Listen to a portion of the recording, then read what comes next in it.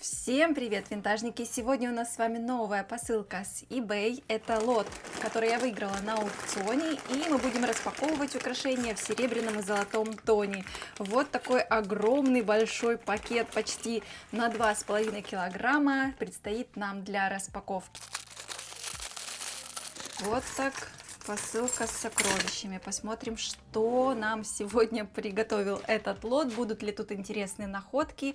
В общем, приступаем. Начинаем нашу распаковку с первого и самого массивного, что попадается на глаза. Это браслет в серебряном тоне. Мы сразу же видим с вами небольшие сходы покрытия. Возможно, они образовались от неправильной чистки или неправильного хранения. Такие, скорее, больше даже похожи на окисление металла, чем на потертости или механическое воздействие на поверхность. Браслет, замочек крабик, он достаточно миниатюрный, я предполагаю, что он сделан на небольшую руку. Ну, такой представитель 90-х, нулевых. Сегодня такие браслеты очень даже ценятся и в моде. Далее у нас колечко, очень массивное и тяжелое. Мы видим утрату одного камушка. Восстановить это будет не проблемно, потому что достаточно распространенная форма круглых кристаллов и, в принципе, подлежит восстановлению. Очень крупная. Я предполагаю, что, наверное, создано для ношения на перчатки, ну, либо на очень крупный размер пальцев. Хотя здесь есть растяжительная такая вставочка на резинке, и размер кольца можно увеличить. Маркировок нет. Это, скорее всего, 2000-е. Далее серьги, клипсы. И сразу наблюдаем с вами потерю одной прижимной лапки. Эта проблемка уже побольше, потому что нужно где-то будет найти донорскую серьгу с такой же лапкой. И тут есть маркировка. Это бренд Napier. Такая у них хорошая, кстати, система прижимных лапок. Достаточно мягкая и плавная. Похожа чем-то на Monet застежечки. По себе эти клипсы достаточно яркие, и мне бы, конечно, хотелось их постараться восстановить. Я люблю такие украшения, и они выглядят всегда эффектно. Так, двигаемся далее. Далее у нас попадается колье. Друзья мои, я травмировала палец, поэтому большую часть распаковки буду сегодня показывать, наверное, одной рукой. Так, колье у нас имеет, опять же, сходы покрытия, похожие скорее на окисление металла из-за неправильного хранения или неправильного способа очистки. Видите, такими пятнами все покрылось. И присутствуют эти пятна только на серебряном тоне покрытия. Золотые провставочки сохранились прекрасно. Маркировочек здесь нет. Ну, такое достаточно красивое акцентное колье. Скорее всего, 80-е. Конец 80-х, 90-е. Так, браслет, судя по всему, в поврежденном состоянии. Его, видимо, очень сильно за что-то зацепили, растянули и как-то умудрились порвать металл. Но я думаю, что это можно отдать мастеру на восстановление, немножко поджать эти края и запаять его. И вернуть ему его былую красоту. Очень красивые кабошоны здесь использованы, предположительно пластиковые, такие красивые крупные кабошоны. И если его восстановить, это получится у нас очень красивый браслет, такой достаточно крупненький, но также прекрасно подойдет, например, поверх перчатки, если ручка тоненькая, и чтобы он не спадал, будет очень хорошо смотреться поверх перчаток. Напишите в комментариях, любите ли вы подобные украшения. Лично я просто обожаю. И, наверное, с большим удовольствием постараюсь его восстановить. Так, далее брошь. Очень интересный сюжет мы здесь наблюдаем. Это какая-то школьная или университетская тематика с доской, учебником, измерительными приборами, яблочком. И я уже даже догадалась, что это бренд JJ, потому что это характерные для них такие полуюмористические сюжеты. Вообще сюжетность для них очень характерна. Этот бренд был основан в 30-х годах, и такая маркировочка в виде 2 букв появилась у них в 70-х, поэтому, скорее всего, перед нами представитель 70-х, и, скорее всего, здесь некий сплав олова, потому что сам бренд производил украшения с использованием позолоты, посеребрения, сплавов из олова, и среди коллекционеров он достаточно ценный. Вот такой интересный у нас сегодня с вами экземпляр. Видите, на каждой подвесочке присутствует маркировка. Красивый экземпляр, замочек рабочий. Что самое интересное, здесь замочек без барашка. Видите, он просто такой дугой сделан в виде такого крючка.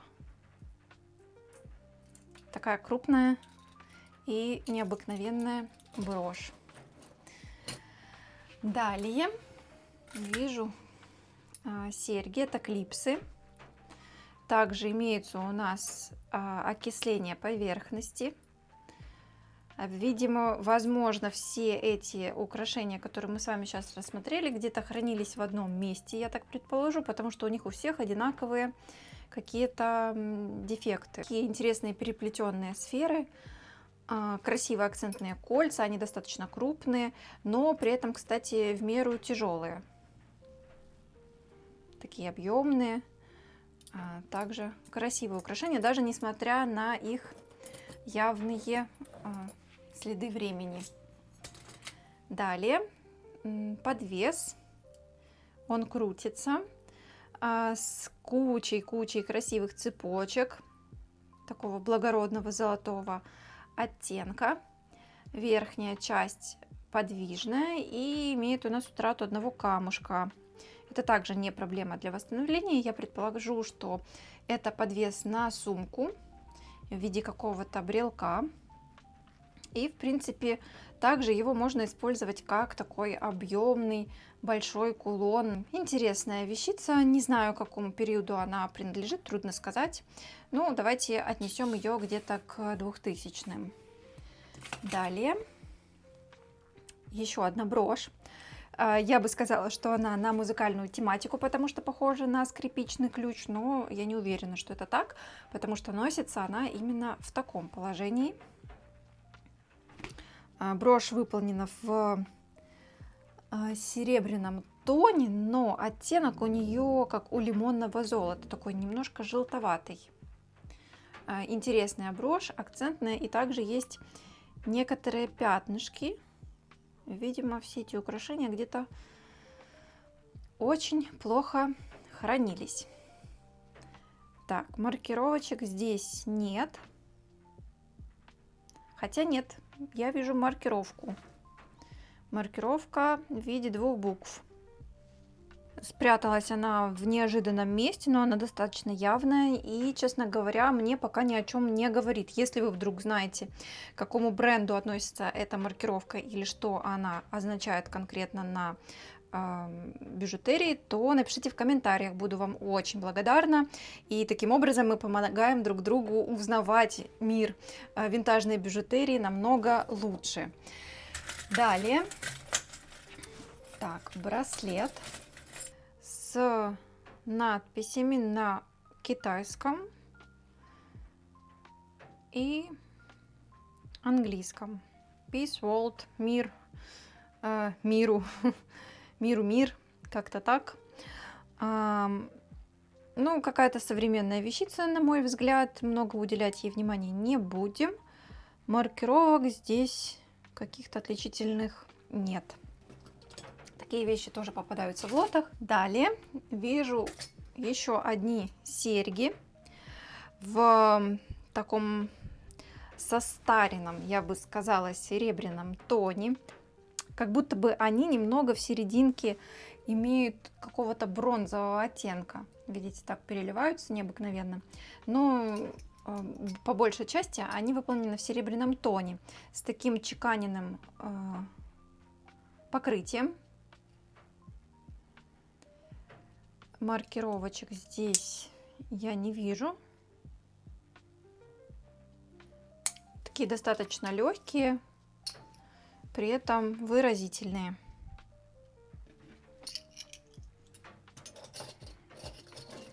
Далее еще одна брошь в виде мальтийского креста. Предположу, что это какой-то экземпляр, прибывший к нам из Китая, потому что он очень сильно отличается от истинной винтажной бижутерии. И первое, что его выдает, это качество сборки. Во-первых, камни все посажены криво. Вы видите, они плохо сидят в пазах, криво переклеены. Ну, либо же его пересобирали, но все-таки по качеству металла, по цвету и достаточно легкому весу я предположу, что все-таки перед нами какая-то китайская бижутерия с Алиэкспресс или что-то вроде того. Часть камней уже потеряна, но в принципе сам по себе крест был бы красивый, если бы он был сделан аккуратно. Видите, все камушки кривые, даже центральный камень. Он сделан, единственный, наверное, сделан из стекла, потому что остальные камушки на ощупь они похожи на пластик. Было бы красивое изделие, но, к сожалению, сделано очень неаккуратно и выдает свое происхождение. Предполагаю, что это подделка на винтаж. Такое тоже бывает. А дальше у нас с вами истинный винтаж, друзья мои. Это серьги безумно красивой формы. Вечная классика, полусферы, крупные. Мы видим потерю одной бусины, имитирующей жемчуг. Но посмотрите, насколько красиво они выполнены. У них имеется брошировка, объемный рисунок. И носятся они вот так. Невероятно красивый экземпляр. Обожаю такие серьги и бесконечно рада такой находке. Маркировок здесь нет, но, возможно, если она и была, то находилась на заглушке. Поскольку заглушек здесь нет, нам остается только догадываться об их происхождении, но это нисколечко их не портит. Это прекрасная находка. Очень ей рада. Брошь пин на музыкальную тематику. Теперь уже точно мы видим с вами ноты и скрипичный ключ в двух тонах. И это не просто брошь, это брошь-трансформер, судя по тому, что серединка у нас съемная. То есть ее можно носить в двух вариантах. Либо просто в виде ноты, мелодии, либо в сборе, как она была у нас представлена. Очень красивая, очень красивый пин. И это у нас компания Avon. Предположу, что где-то 80-е. У нас с вами цепь в плетении Snake. Достаточно хорошей сохранности. На ней нет ни потемнений, ни схода покрытия. И, возможно, это какой-то даже не ношенный вариант. У нее есть, что удивительно, у нее есть две цепочки удлинительные. И есть какая-то маркировочка.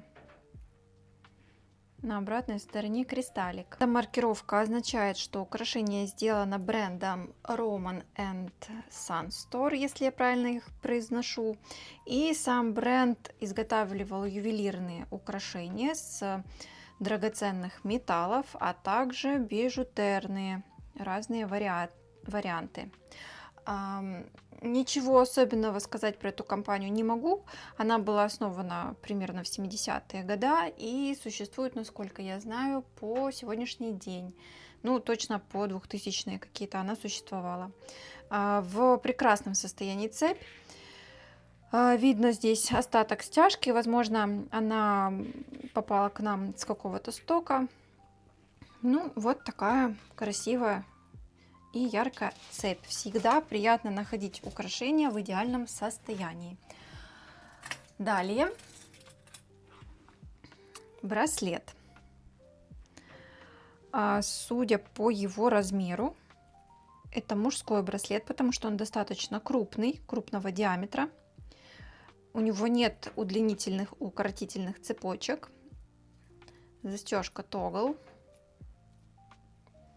И у него имеется покрытие такими бензиновыми пятнами. Не знаю, должно ли быть это покрытие именно в таком виде или просто случилась утеря покрытия с отдельных звеньев, но выглядит так, что как будто бы так и должно быть. Маркировочек я здесь не вижу. И замочек у нас, видите, само кольцо замка у нас также имеет подобное покрытие. Ну, такой массивный, большой и тяжеленький мужской браслет. На женской руке он выглядит примерно так. И чтобы вы понимали, насколько он большой, то прям сильно большой. Точно не на женскую руку. Далее у нас с вами брошь. Брошь в виде пчелки. Вставочки похожи на марказиты. И по центру у нас имеется эмаль. И у нас есть маркировка. Принадлежит компании, расшифровку которой я напишу ниже, потому что не могу произнести ее вслух. У меня заплетается язык немножко. Что известно об этой компании, это то, что она была основана примерно в 60-е годы. И подобную маркировку она приобрела где-то в конце 80-х, 90-х. Бижутерная пчелка. Достаточно хорошей сохранности, у нее нет никаких дефектов.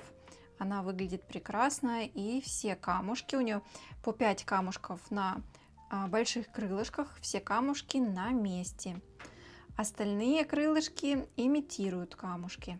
Ну, такой интересный вариант. Напишите в комментариях, как вам.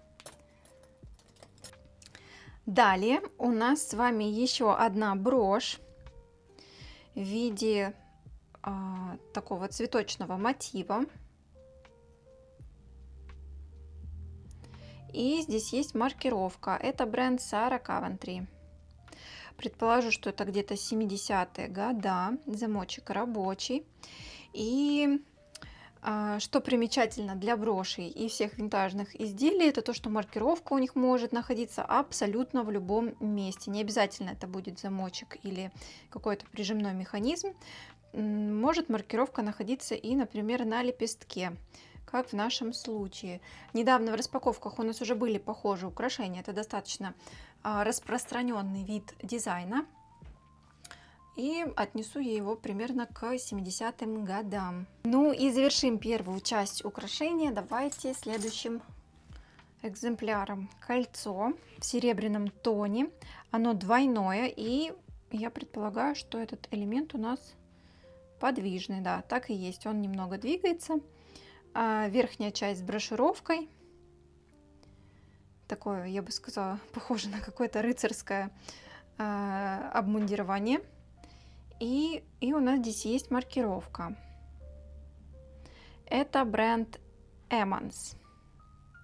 Emmons это был бренд, который основанный в 50-х годах. Он просуществовал достаточно недолго, примерно до 80-х годов, и позже обанкротился.